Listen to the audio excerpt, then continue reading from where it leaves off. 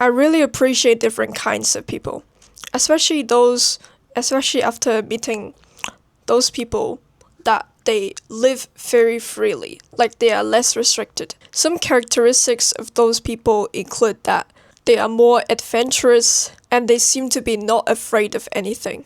Sometimes they drink alcohol, sometimes they go clubbing, they smoke, and those are just the behaviors of them. What I find very cool is their personality. They're not giving any fuck personality. But I'm always deep down afraid of something. Like maybe it is as simple as just answering a question in class, or even recording a video, or just sharing a deeper thought to a friend. I wish to live as freely as those people. Then I wonder, if I also drink alcohol, if I also go clubbing, would I be able to be as freely as them? And then I realized that it is not the activities they do make them who they are, but because they are adventurous, so they would do those activities. Because they are born to be adventurous, and that's why they would do those activities and appear to be more free and less restricted. It is not because they do those activities so that they are more free. It is because they are born to be free. So no matter how I try to replicate their actions, I cannot have personalities like them. I will never be able to live as freely as them.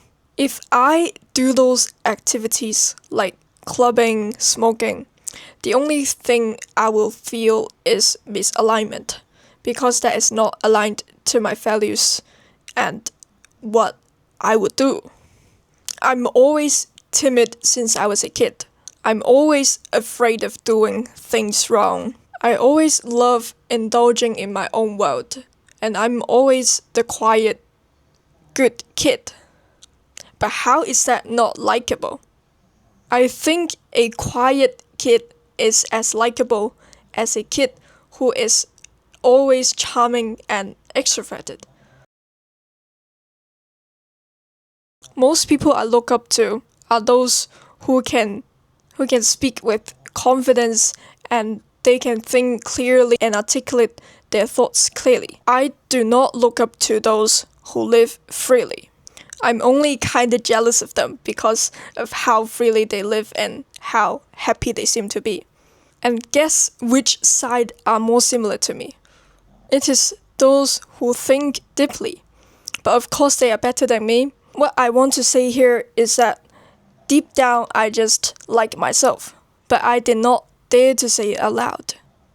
I admire those people who are similar to me, and I also appreciate other people that are different from me, but I didn't appreciate myself. I keep trying to be others, wanting qualities of them that they are born to have, they inherently have, while I don't. But you know what? The best approach is to improve on what you already have, instead of trying to change yourself completely to another person that you're not. You can't turn from a quiet kid to a sunshine, charming kid. It is just not realistic.